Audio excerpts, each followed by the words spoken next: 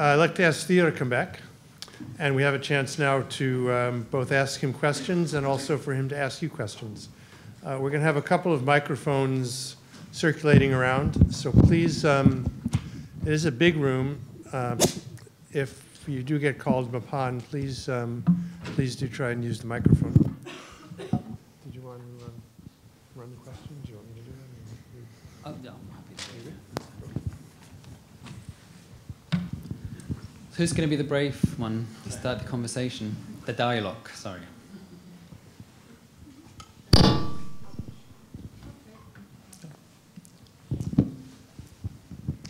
Just pass it down, please. Hi. When you were talking about the online survey on how many people supported RJ, I think it was 90% in London and 54% in Vancouver, and I'm wondering if you might comment on why it's not higher here. As I said before, the one that happened here, it wasn't a scientific one. Basically, what you had, it was on a web page. I forgot the website. It's one of the stories that were run on the riots, and it talked about restorative justice, and then on the side it says, so would you support restorative justice as opposed to the criminal justice option? And people will click yes or no. So there was no opportunity to explain to people what restorative justice was, whereas in the ICM poll, it was through a qualitative research methodology, so they would get an opportunity to ask what that is. And that is something that we have to deal with if we are doing restorative justice. It's not a term that is easily understood, so you have to break it down before you actually get the data.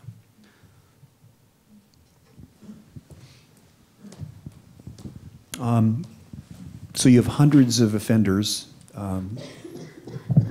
hundreds of people who have been victimized. Life is moving on at a rapid pace. People are trying to get back to their businesses, get back to work. There's investigations that are ongoing, criminal investigations, and yet to get the restorative justice model working, what does it look like within that context? How do you get started? I think that will be your choice. It will be what would work for Vancouver, and as I said before, what at least our project can do, and I think I tried to do today very quickly, is to look at the common elements that these case studies have, identify those common elements, and then with those elements as a starting point, put it in your context. And through a partnership, and I can tell you, you won't be able to do it through a partnership, identify a model that works for you, which is why I said you have to speak to the users. And in this case, the users are these businesses, are the victims who have been affected, and the offenders as well. Most of the times you get the best solutions through the offenders and the victims. Those principles that were up there, I think in my view, are just your foundation. Yeah? Which is why I said, this is Vancouver, that's London, that's India, that's Greece. What works for them might not work for you. It might work within or outside of the criminal justice system. It might work within the community. You have to find out yourself, which is why you have to have the pilots first. But you have to believe in it. You have to support the practitioners to do it. Should people with wearing masks be treated differently than those that don't? I didn't see where the question came from. So over here. There, so, right. Whether they should be treated differently. No, sorry, you're there. Yeah. Should be treated differently. Well, if you are going to enter into a restorative justice process, it means that you have accepted what you did. So you admit that you did it. So you have to remove the mask and say, I did it. I am sorry. Now I want to understand why I'm sorry. And I want you to give me an opportunity to show you that I am sorry and to answer any questions that you have. So the masks have to come off. And most of the times, it's not only the offenders that wear masks, theoretically or metaphorically, whatever you want to call it, it's also victims and families would wear masks for one reason or another. And this is where the masks in a mediation room or in a family group conference in our circles are not only removed, but we get to see the individuals and the human emotions coming into play. And This is why I keep saying that restorative justice, in my view, is not easy justice, it's tough justice.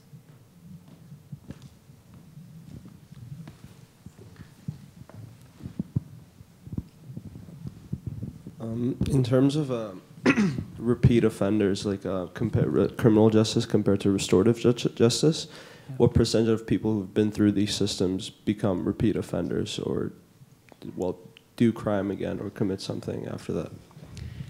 Yeah, recidivism or reoffending is one of those things that remain in the top of the research agenda, as you can imagine. With group violence, there are no statistics. So I cannot give you any concrete data on group violence, but I can give you loads of data on interpersonal violence, and we know that 1 in 2 young people will commit crime, the same crime again. And the same approximately statistics is with adults as well, so they will probably go back and do the same thing again or worse. In the restorative justice intervention, working with the same kind of offender, the same type of crime, the success rate is between 60 and 70%, depending on the case. But again, as I keep saying, don't get excited, because restorative justice works when it works really well. It works well when it works, but it doesn't always work. And the dynamics is a combination. It could be the type of crime, the type of offender, the type of victim, the practice that has been chosen, and looking just on the rates of recidivism, which is why I said before, when you evaluate restorative justice practices, you need to look at the process and not just ask whether it worked, but you also have to ask what happened. Yeah? And if you manage to answer that question, what actually happened, and not just would it work, or whether you are going to have less recidivism, then you are going to get a better sense of evaluation.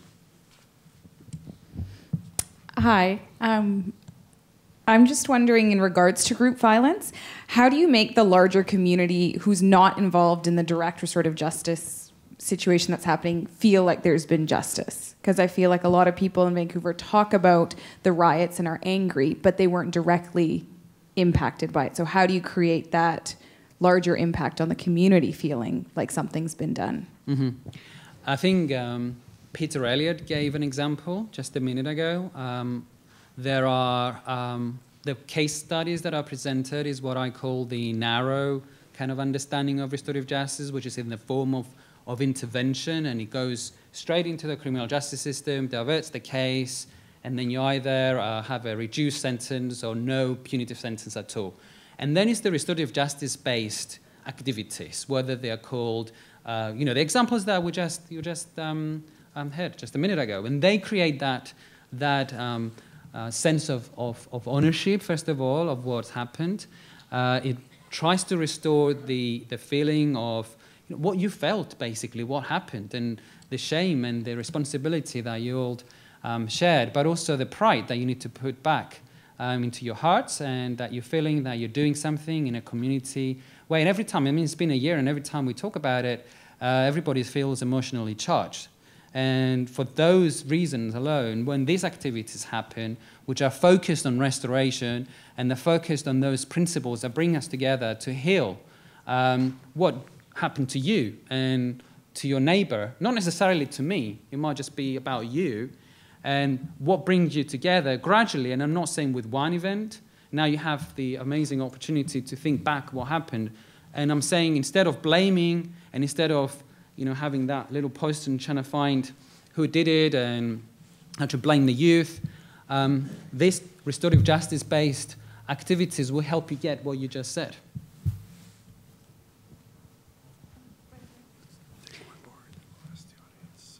Okay, yeah. One more question. I think it's just, yeah. Earlier in your presentation, you had mentioned the definitional tension within the restorative justice field. And I'm curious how you've approached, when dealing with decision makers and policymakers, if indeed you have been dealing with them, how you've approached that tension, particularly when, on the one hand, needing to explain, as you've mentioned, that processes are flexible, they work differently in different communities, while also needing to meet the need in creating policy and strategy around this is what it is, and this is why it works, and this is what you can do to implement. How have you handled that tension? Mm-hmm. That is a very good question, which I've mentioned our green paper, which is interesting to compare the two green papers. And one of the things that I've been doing over the last 6 months is working with our Ministry of Justice, and particularly it's called NOMS, and is a department within the Ministry of Justice that focuses just on prisons. And they were convinced by the evidence that we're producing on the use of restorative justice in prisons. And they kept asking, so how do we define restorative justice? Do we just do mediation in prisons? Do we do conferencing? Do we do various type of RJ-based interventions? How do we do it? And we produced a report just on that issue, which said two things. If you broaden it too much and you include all sorts of interventions, the risk that you're taking is one of evaluation, yeah? Because it's very difficult to evaluate types of activities that Peter Elliott mentioned. How do you evaluate them in terms of outcomes and processes? If you narrow it down into mediation and you evaluate from beginning, middle, and an end, it's easier both from a research perspective but also funding perspective to have a more concrete and solid understanding of whether it has actually worked.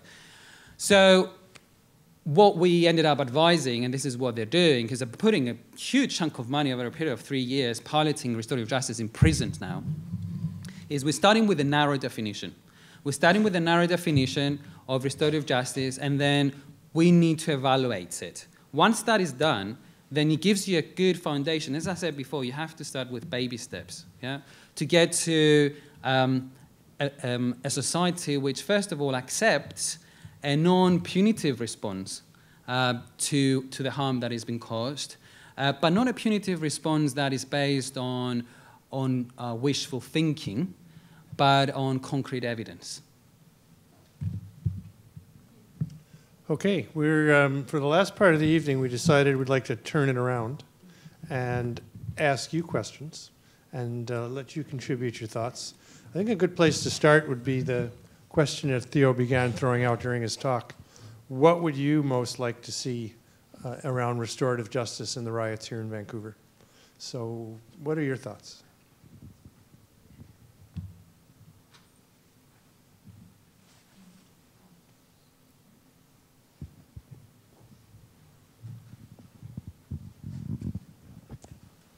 So something that really spoke to me when you were making your comments was that idea of,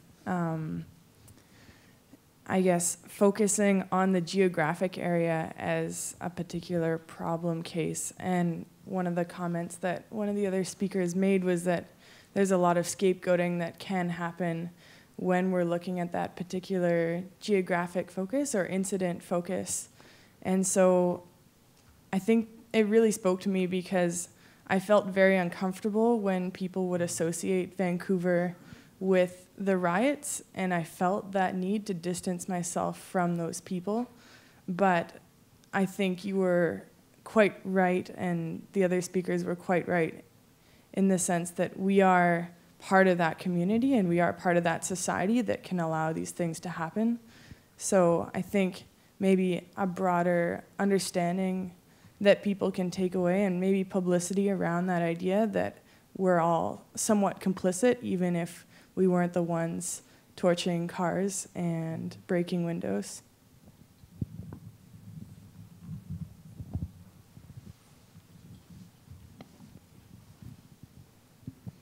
One of the things that I always feel that happens with crime is that once one has been coined as a criminal, one loses the individual behind and the context out of which any kind of act of violence has occurred. And perhaps as a collective effort, it might be possible to look at reclaiming lost identity. So you actually try to create a space for individuals to step forward to reclaim their, I'd like to know who those individuals are. I'd like to know why they were predisposed to violence. For me, oftentimes, despite mob violence or mob mentality, my deepest instinct, although I've never committed a crime, is a sense of justification. I have a deep-rooted anger with the status quo. And oftentimes, for instance, what's not been mentioned is, of course, that the individual who's killed that's triggered the violence in Great Britain was a black man. And although he was a criminal, and for me, the catalyst was an act of racial violence on the part of the police. And so for me, it's very difficult to separate that outpouring. And I understand what you mean about the catalyst and then the blind flow of just moving into that mindless state of action. But I often feel if those individuals who were part of the flow had a sense of individuality, a sense of their own identity, they would be strong enough to resist. So reclaiming lost identity, looking for the individuals, recreating a sense of the person would actually have a twofold positive effect. We'd reclaim and help people to position themselves collective, individual personhood, rebuilding personhood through an inverse process. Hello. We've talked a lot tonight about the anniversary coming up, the 1-year anniversary of June 15th. And I think something that needs to be done is to almost rebalance the scales in terms of who the focus has been on. So much of the media attention has been on, again, you say young males and the broader community who have been, labeled many different names for causing the destruction.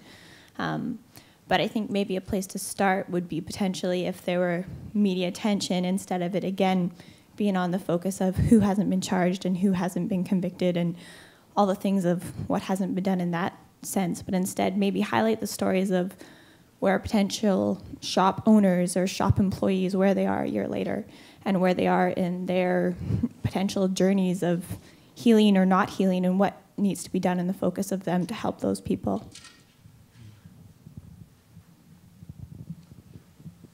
Yeah, I'm on a board of directors with Vancouver Association for Restorative Justice with all my colleagues here. And one thing that I've realized, what can we do kind of thing. The board is, first off, a volunteer position. I've been a couple of years on it. And what I find is we need, public awareness pieces to go out there and teach public what is restorative justice, because when I talk to people, what is that, right? I have to explain it. But there's no money. And I'd like to see what can we do, if you know organizations that want to partner with us, in some way that we could put some money together to start doing this. That's what I would like to see, because it requires money. I really like what you said, Theo. And for the practitioners once it gets going. But just to get some public awareness out there, because we've kind of been doing it on a shoestring for all my partners in Barge. Maybe one more comment. Anyone like to give a final, please?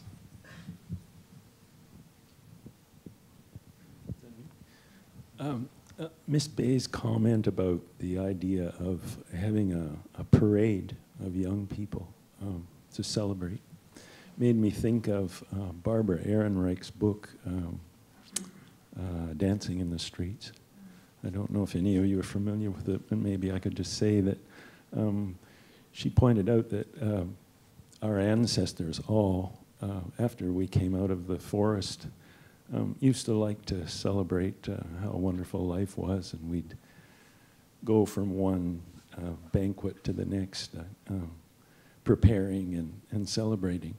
And that was actually stopped, that process was actually stopped by the church. And so Peter's comments, he might think about that too, where they said, well, instead of dancing in the rain, let's build a building and dance inside. And then once the people came in off the streets to the building, the church said, oh, no, you can't dance like that, and so on. And so anyway, just maybe a celebration of young people in the streets is something I thought. Okay, I'm going to give Theo the last word in a moment. A couple of announcements and thank yous first. On Thursday morning at 10:30, we are actually celebrating another event. Speaking of celebrations, Theo has a new book coming out, hot off the press, and the first official book launch will take place here in Vancouver at Fraser University on the 7th floor of Harbour Centre. Harbour Centre is our downtown campus, 515 West Hastings. You're all invited. It'll be quite a celebration. There'll be some food and drink, and Theo will say a few words, and you'll have an opportunity to buy and get signed the book right off the press. So you're all invited, 10:30 Thursday morning, Harbour Centre, 7th floor. Second announcement is we do have a reception for you afterwards. Please join us. If you just head out the back, go down one flight, and over that way on the second floor, it's in the World Arts Center. There will be some food and coffee and tea and a chance to continue the conversation. A few thank yous. I am extraordinarily fortunate to have two of the finest staff members you could ever imagine who have done an amazing amount of work, not just for this event, but for the whole 3 or 4 days that Theo was here. You've seen them holding the microphones, Robin Prest and Brenda Tang in the back. I just want to express my appreciation for the fine work that they've done to put all this together.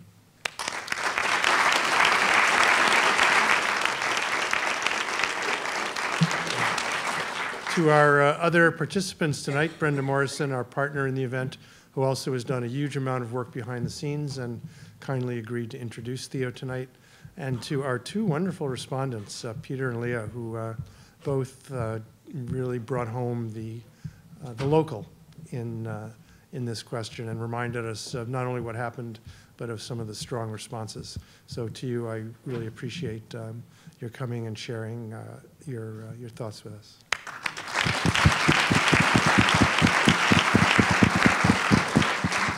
And before I turn it over to Theo for his last words before our reception, I wanted to express our appreciation from the Center for Dialogue, and I'm sure the audience's appreciation as well for not only a fine talk, but just the dedication you have to this work, the clear global understanding you have of its significance, and the practical bent you bring to actually making things happen.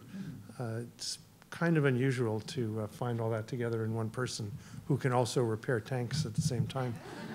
And it's been great having you here with us for the last couple of days, and we're really looking forward to your continued presence and the great benefit that the Vancouver community is getting from your being with us. So thank you very much.